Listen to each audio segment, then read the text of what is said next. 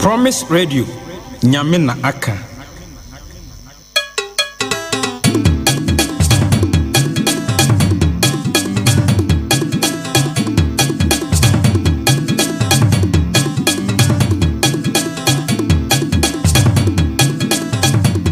Promise News. Ababu Saban Sakano Siabrim Yadia by Mamuna Chumama Kwaba High Promise 102.7 a Promise TV T Atrasi Shurwa Kakra Kasa Droba 4 Munyani Kakra Kakawate for quantity Quetia Incudration Jim Mpe overtaking nature say over speedy Bahaba Hatibia and Kakra Sebeya Ubibiada and Qua Ebitimi Kranwo. Now my peditor Romani Mahama and any influence Pepe and as a Fimpo a Pepe ya this year. Akuma akubesa enwotwe yombo abemu ekunya helicopter kwehia ma oto anan wonsia do ye nka ye kakra e dia ma o mapani Jodromani Mahama e dia sembia tudwa na eno na sa nipa nwotwe no efiri mu baako ya na ne din ne Samuel Aboaje wona na deputy director general Adema Nadimo no waka ho bi ne yire akasa wo se enei se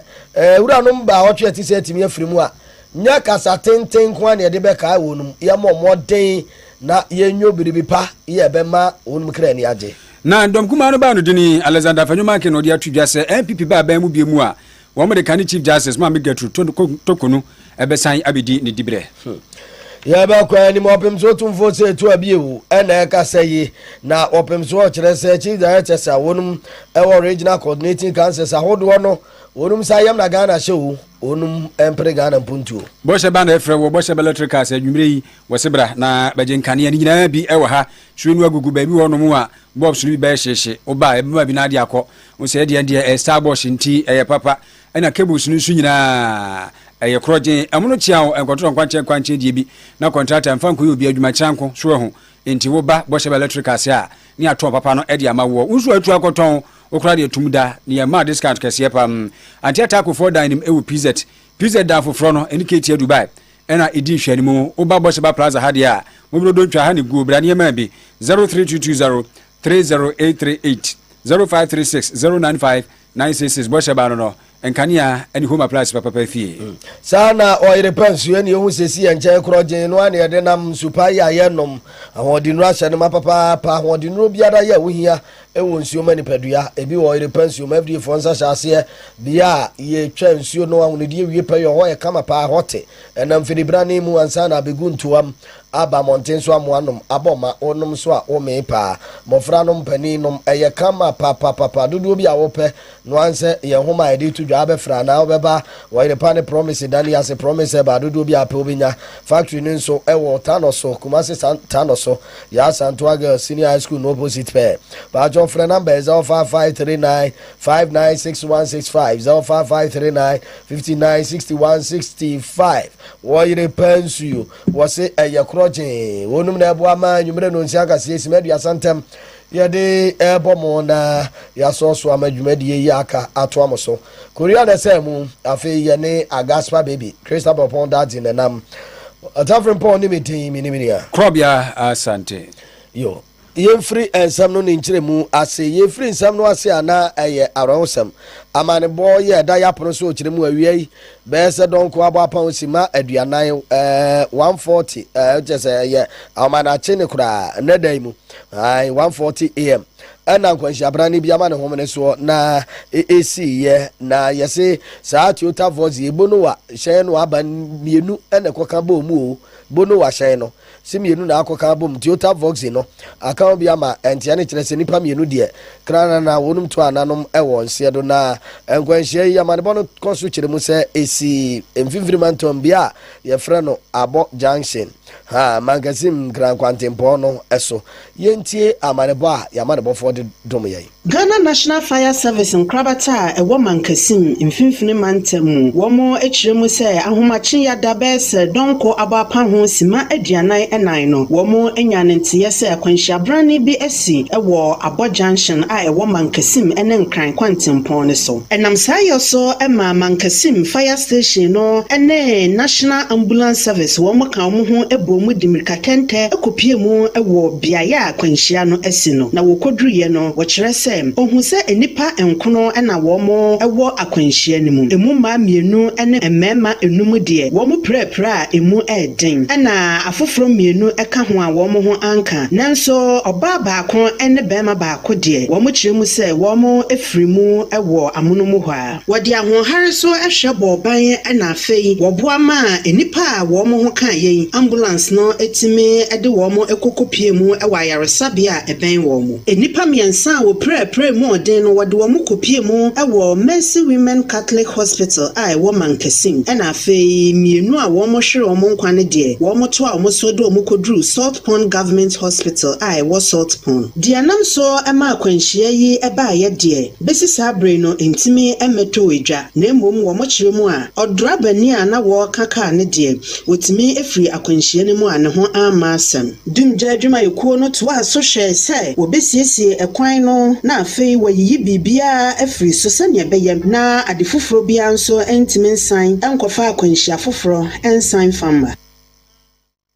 nti na yamane boni dusi boku a ɛna yɛte no nkyerɛ mu yi yo na ɛyɛ afia twa mu brevi ati sɛ ya bosomia na kyɛse yɛ wom de to so ensia August ɛna arahusam esiye ɛwɔ Ghana ha yɛkɔba yɛ nyina ɛne sɛ abamu mpanimfoɔ bɛsɛ nwɔtwe ya wotu adupre bonframa bi helicopter efiri enkran wɔn mo baba bɛsena kɔ akodu dwuma bi wɔ adanse patamu ha adupre no akɔte ato ama kyɛsɛ woyɛ nani hwehwere kuta Ghana fo na afi nkyɛ ba ɛnɛ ɛne afi pɛpɛpɛ kan ho bi mama mpani John Dramani Mahama ɛne panimfoɔ no etwa hyiae na ɔyɛ ɛsom ɛde akae wɔ ne mampani ɛkyerɛ sɛ wohwɛ mu paa no a wɔne a wɔsom ɛwɔ aban mu no mpempi yɛhunu adwuma a wɔnom ɛyɛ sɛ bɛgye sɛ wɔmato anan bɔ nsia do ansa na yɛkyikyi yɛdini ase ne asu ne akae wɔn mu mmapa a wɔnom ayɛ emu adanse akɛse ebedie ɛde afa wɔn ho mampani kan mana baba bɛsi sɛ meyɛma nipa nto anan ansa na sɛ bi obi bipa bi anase bibi yɛma nipa no a yaka nti wɔno deɛ wɔka atwa manfo adwen ɛde asi soɔ sɛ obi biada enkafra to yire nkyɛm yi a abayi na wonim sɛ bra no ayaw no ɛda so obisuam nanso kakrakra befiri hɔ country that forgets those who served it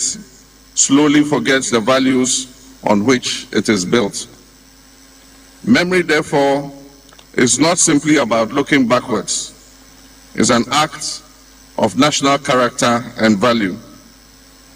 It affirms that sacrifices matter and that service is honored and that lives dedicated to the nation will never disappear into the shadows of history. The 8 Ghanaians we honor today came from diverse backgrounds and diverse professions.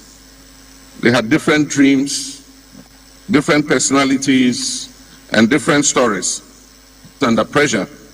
they accept risks because they believe that Ghana's progress is worth every effort they put in.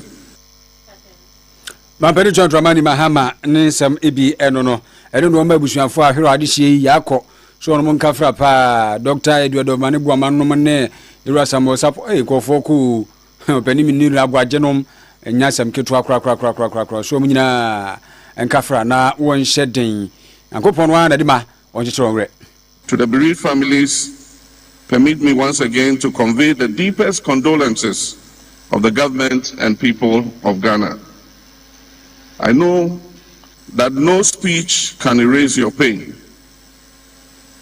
No anniversaries can fill that empty seat at your dining table. And no ceremonies can replace the voices that you long to hear or the embraces that you still miss. You've borne your grief with remarkable courage and dignity over the past year. In doing so, you have reminded all of us that love does not end with death. It endures in memory, in faith, and in the lives we choose to live thereafter. Please rest assured that the nation still mourns with you. Your loved ones did not die alone. They belong to all of Ghana, and Ghana will continue to remember them. bani John Romani Mahama and a dear to Abusuafo no animu sɛ wɔn nkafra wɔn ade hye no nye sɛ bi a wɔn awu ama abusua no nkwa ya no ɛwɔ mu nkwa mu na ebom ɛwɔ Ghana fo nyinaa mu na oguso ya ɔkyekyere wɔn rɛ yo yan to aso na yan kwa nanim na saa nipa nwɔtwe yi a wonum ɛhwere wɔn kwa Galamsey ɛko ho no na emu baako ɛne atorancho aboafo adwumakuo no pani abede yɛkyiri saabre no Deputy Director General Dema National Disaster Management Organization etwanti afrɛ no Natimo ne din ne Owura Samuel Aboagye yɛka sɛ wɔno nso wɔtwe no wɔka ho nti wɔnte ase na ɛnka yɛsom no ase no ne yere akɔ kasa na Owura yere Abigail Aboagye ɔkyerɛ sɛ na asɛm nyinaa yɛ tiawa ɛne sɛ ɛnei sɛ yɛyɛ biribi di ase ne wura ne wɔne a na ka ho a wonum hyirom kwa Galamsey nti no animonyam a ɛnyɛ kasa tenten ɛne ahyiamudie ne dwabɔ defɛdefɛ ne adeadeɛ na mmom deɛ ɛbɛsom bo paa ɛne sɛ ɛbɛbɔ mmɔden na enwuma paa na nka wonum ɛyɔ a ɛno nti anamu ama wonum ahwere wɔn kwa no wɔmaa no mmɔden yɛnhwɛ ntoa so na yɛnyɛma no nsipi okyerem sɛ Galamsey ko enti na wonum hwere wonum kwa ɛno nti deɛ ɛbɛyɛ paa ne sɛ wɔmaa no Galamsey ko no yɛbɛm yɛ ni abere na yɛtumi ako atu ase anya hwekora ne yɛde ayɛ nkae dum sɛ ko wɔ yi a kunini nwɔtwe yi na wonum esua yi a wonum hwere wɔn kwa no wɔmaa no yɛgyina akyire ako ɛde adi nim ɛde ama wonum ɛno na ɛbɛsom bo papaapa na nyɛ kasa tenten ne hwan ne adeadeɛ no a ɛno ato ansɛm so akyerɛ mu sɛ afe ne yi a ne kunu firi mu no ɛnyɛ adeɛ ɛda fam pɔtɔka sɛ wobɛsɛ ɛnyɛ ise yɛ akyerɛ sɛ ɛden papapapaapa wɔsɛ neɛ adɔfoɔ no bi akyekyere wura ne adeɛ yɛakɔ ne nkuranhyɛsɛm ne adeɛ wɔbɔ onum aba so wɔkaa wɔnom nyinaa nanso ɛkam ya abɛtɔ na brabɔ na asetena mu no nyame ne nokure nie wɔse ɛnya adeɛ sɛ besi saa bere yi ɛhɔnom atumi ahyɛ ɛma no nti ɔneɛ ne nsɛm nyinaa ne sɛ yɛmɔ mmɔten na Galamsey ko ne mum no yɛnko mfa nhyɛ ne wura ne wɔne a ne wɔka ho no animonyam. Samuel died on his way to a fight that is yet not finished. The rivers he was going to defend are still being poisoned. The land is still bleeding. The truest tribute we can pay this aid is not a speech. It is to finish their work.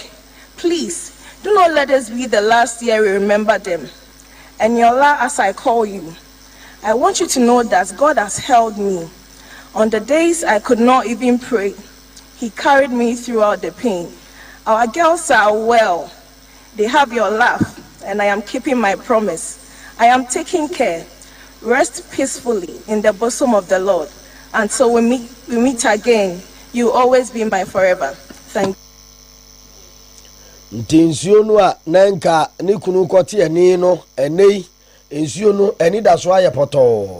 pɔtɔ ensase a nanka ɔkɔbɔ ho ban yi a wɔhwere ne nkwa no ɛne ensase ɛne ɛda so efuntum ɛne ɛde a no video bi a metwa amani so asi apɛdwo osɛdeɛ apostolic church da akyi pɛɛ kyerɛ sɛ ɔmasi nsuo ma menim ɛmso mbetuatu asɔre ne kɔrɛhyɛn nye ise nti wɔse wɔko no na yɛnhwɛ na yɛntoa so yo yɛntoa so yɛkɔ de bɛnsɛm foforo mu na yɛte asimu nso so ɛwɔ Ghana mmarahyɛ badwa mu nkɔmmɔdeɛ kakra yɛ akɔ so nsɛ sɛ domkuma ba no dini Alexander Fanyoma Ken ɔno no afutu mmarahyɛ badwani domkuma no so ba no dini no ɛne wɔkasa NPP foɔ yɛ ne sɛ da bi akyekyere yɛ a yɛkɔ so Ghana ha no na no wɔden dodo akyekyere no bi ɔno asɛ bi ku sɛ bi nya do ehia ɛdi si aba nani asi NPP foɔ so ɔkasa yɛ de wɔngaw ne akyewa kɔhyim no ɛne wɔma yɛ kyerɛ ɛde atia na pani kɔhwɛ nkran nyasɛm ketua kora posifoɔ ba ban na nkasa kora no wɔn mo dɛ yɛ adɔ so akyɛn wɔne ɔte wɔn gu mɔnten so so ɔyɛ kyerɛ no nso nyina mu domkuma ba no dini Fanyoma Ken kyerɛ sɛ wɔma yɛ yɛtimi yi yɛde bia yɛ obi as a nipa bi emomani ne akyire maame baako a yɛde bi yɛ no Ghana ha ɛne kan Chief Justice maame yɛpɛ kwa bi afa so sɛ wɔyɛ kyerɛ Chief Justice timwafoɔ pani gyi di bire no ɛde firi ne nsɛm maame man so ɔtwe yɛ nyinaa akyire wɔanya kamafoɔ nti ɛde si aban ɛyi ne firi di bire mu a sɛ bi eku sɛ bi anya ado ɔno wɔkɔ suku ɛna ɔba bɛyɛ ne Chief Justice yɛ du pɛpɛhwɛ bi ɛte saa ɛno nti sɛ bi NDC foɔ hu ne so yɛ PP ni no ma tombo ase yi na firi wɔ saa de a NPP sa ba pɛ ɔmo de ma mega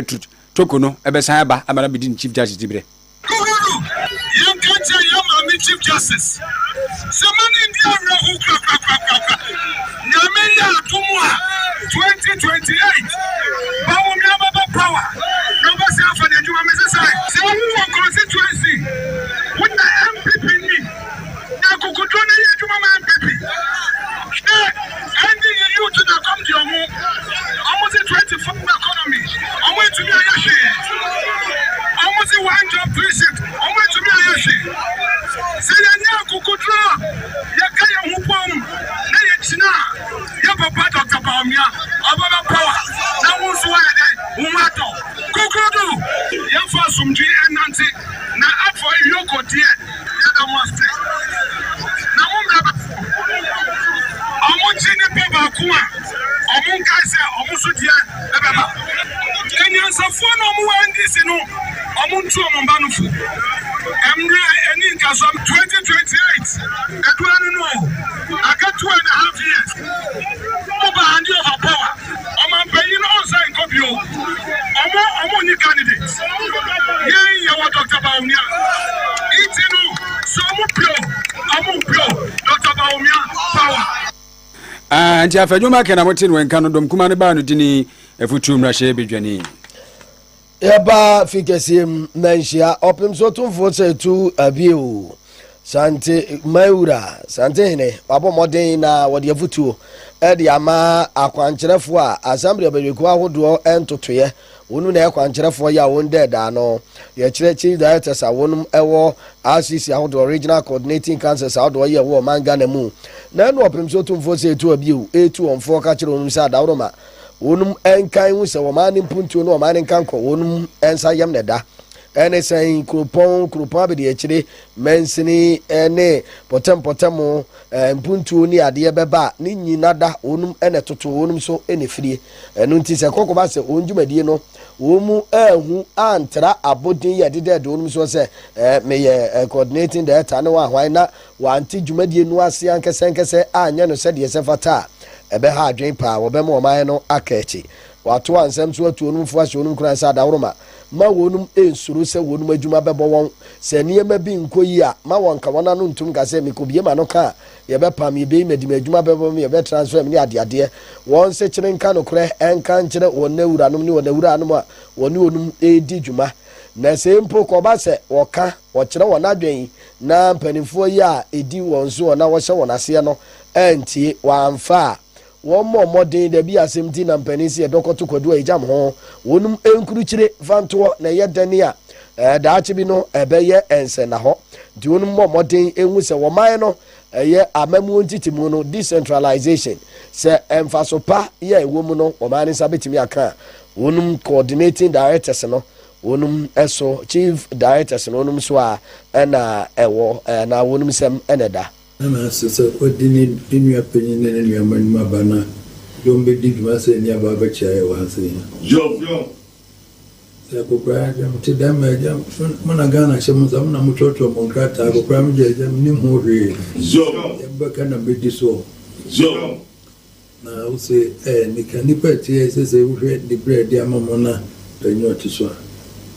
ampase yetu abawi na politician for no ba ehihia ye de mo amutie mo na mo eyeme yehu sa ampase se na tie jo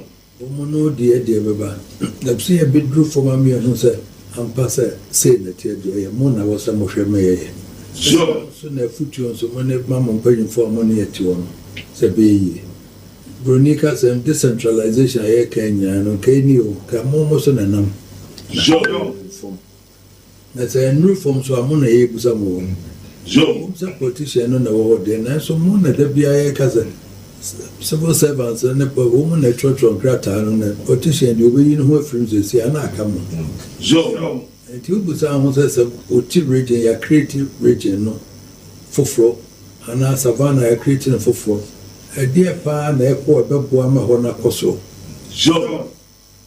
nkoso be na wo mo hihia mo hu sa mpasa ha akam de wosiye be yensuo wa ha o kan ni nyina wo kan se me wuto abama ya meyese no iwia ave wa kan wi o le nsuo no ba ya na ama jo so krata no de wanim Santema Europem so to vote to abiu na yet say o to chief directors awonum ewo eye coordinating council sao do FA na onum ensra ya wode comment efficacy mu no de wodi wonum anim call ye Professor Lord Mensa one head of local government na o kire so ndo pim so asepa ne mpa yo de ta wonum achi na wonum sha ne boss wonba yi adwuma no se de se ne fata na wasu mu jitu mprekope se ene yeka amamu a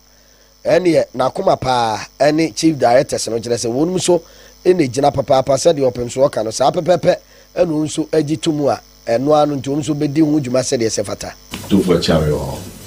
me de se baya na sumpio mu se odini na abomodela na oba krubu na oba yadia momma na unja kura enya se bio biatoa e pana befa the toss bio and say take over office no afine bosome mienu ni na it is share break to form to make sure say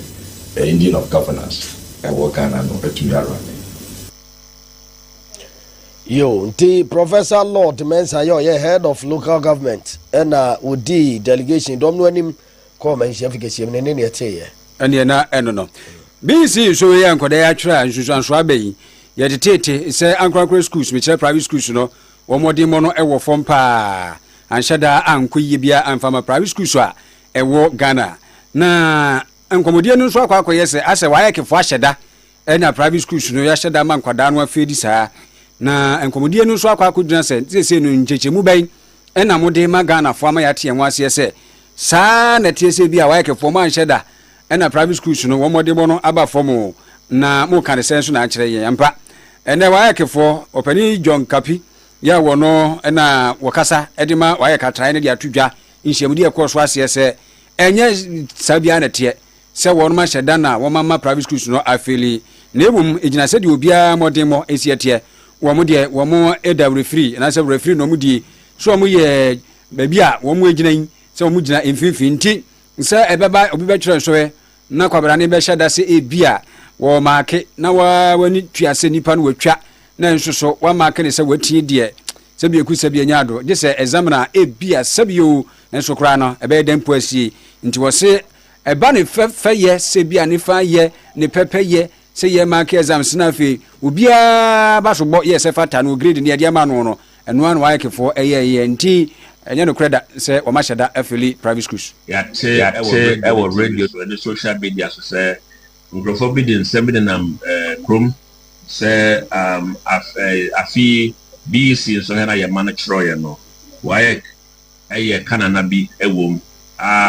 se grades na ye de ma private schools no at the internationally accepted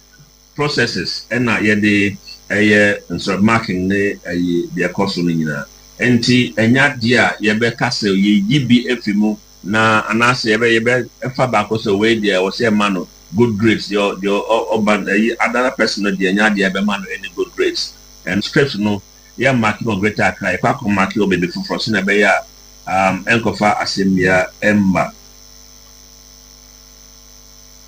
edi ya kwena eno no na openi John Kapi na bote nka pani ono na test development division wada no wa ek enu owura Ernest Japan ono nso odede de to aso. Because you are not happy about your grades, looking at your performance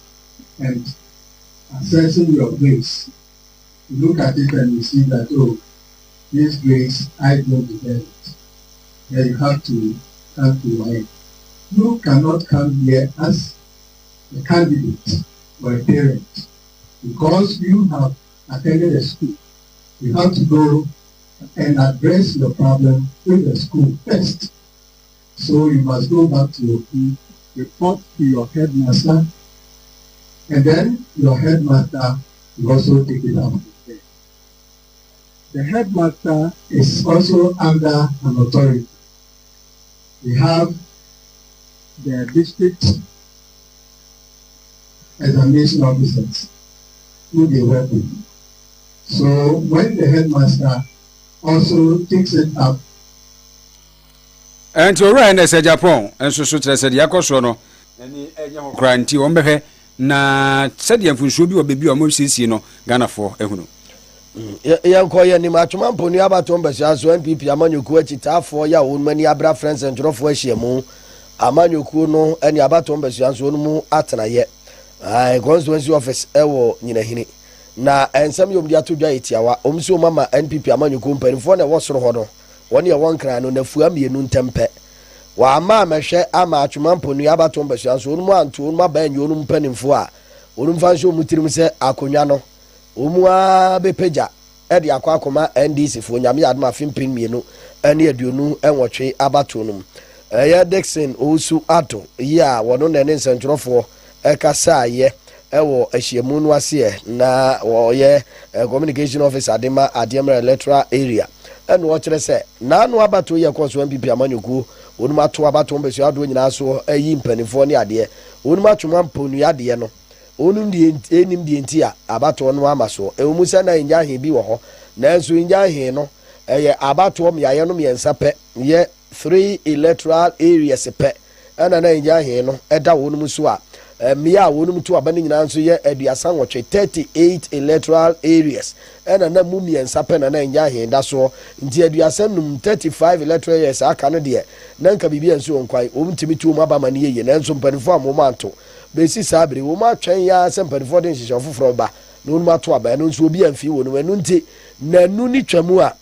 panifo mfanhye omtirim sa akonya no akodi NDC fo nsem ku ai wa twama pona 89 ni central for edition mu na eni ma bi akoso o party ni ya hihye se ye nkoto aba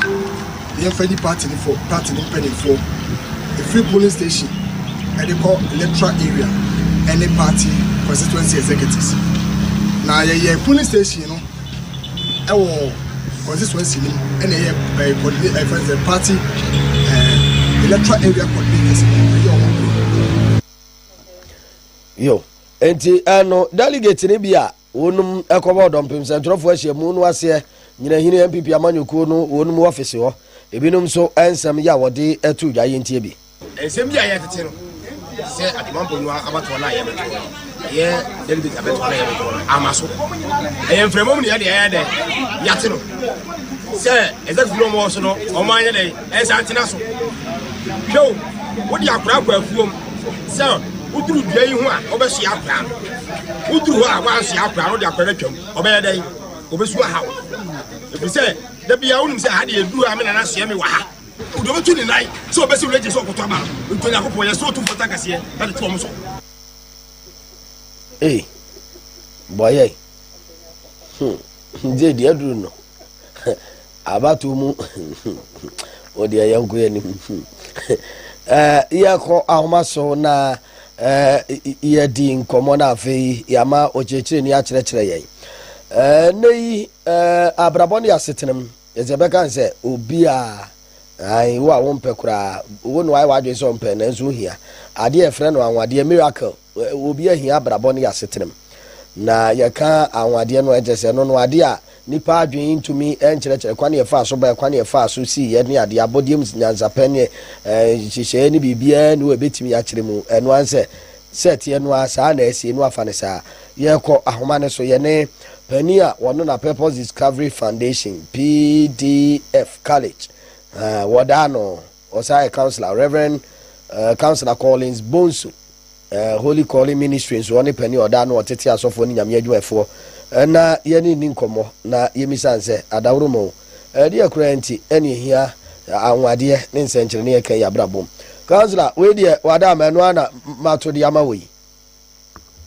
nyame sofo me wafa de Josu sadia waka na mamenti ahwefo na Promise TV wana otie Promise Radio 102.7 ofa sadia waka na anwade ana nsenkyere ne de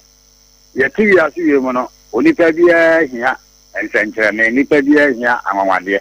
and the ka ho asem say why you and I we need a miracle na yamaya admira so say tembia ne ni onyankopon din kita ho a Psalm 1248 was say yamwa ewo eje nyankopon din mu ono na obo so ne asase ofa nyame pese mechanic ya wa say nsenkyere ne wo kra waka say ade a on say wo pe na on say aka nipa ensenim say we die sese ma ebro ma ho de ne so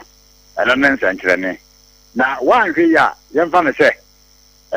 awarefo a omo peba onso nyankopon ne ba emaba na nyame nso na amanyansa a ekoba se